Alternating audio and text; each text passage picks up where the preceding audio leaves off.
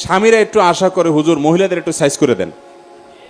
এই জন্য বউ দেখবেন কোনো হুজুরের কোনো ওয়াজ যদি পায় যে স্বামীদেরকে সাইজ করছে, ওই লিঙ্কটা পাঠায় দেয় স্বামীরে, কয়েকটা শুনো তো হুজুর কি বলছে।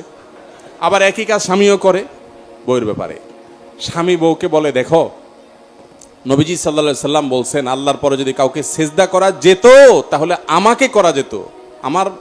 আমার কদরটা বুঝতে পারছো? মাইন্ড ইট, আমার মর্তবা কোথায় আল্লাহ রাখছে, তোমরা তো মানুষ মনে করো না।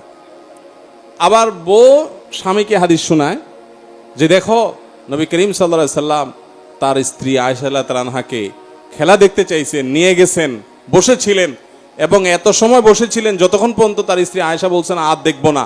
তিনি বিরক্ত হওয়া পর্যন্ত বসেছিলেন, নবীজি এত ব্যস্ত মানুষ আর তুমি আজকে আমাদের সময় দেওয়ার সুযোগ পাও না।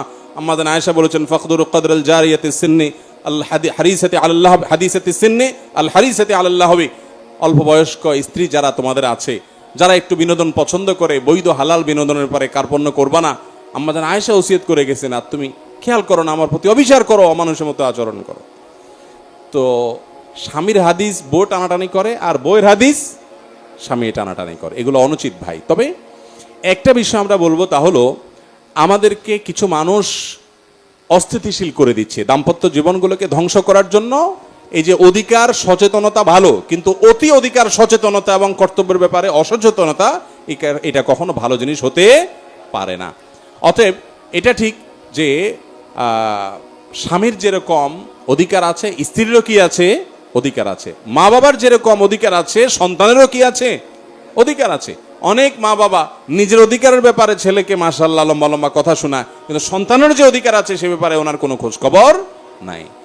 মা বাবা সন্তানের অধিকার নষ্ট করলে তারাও আল্লাহর কাঠগড়ায় আসামি হয়ে দাঁড়াতে হতে পারে। অতএব সবাই যার যার উপর অর্পিত দায়িত্ব পালন করে পারে সচেতন থাকতে হবে, স্বামীকেও, স্ত্রীকেও, বাপ মাকেও, সন্তানকেও। আল্লাহ তাআলা আমাদের সবাইকে দায়িত্ব সম্পর্কে সচেতন হওয়ার তৌফিক দান করুন।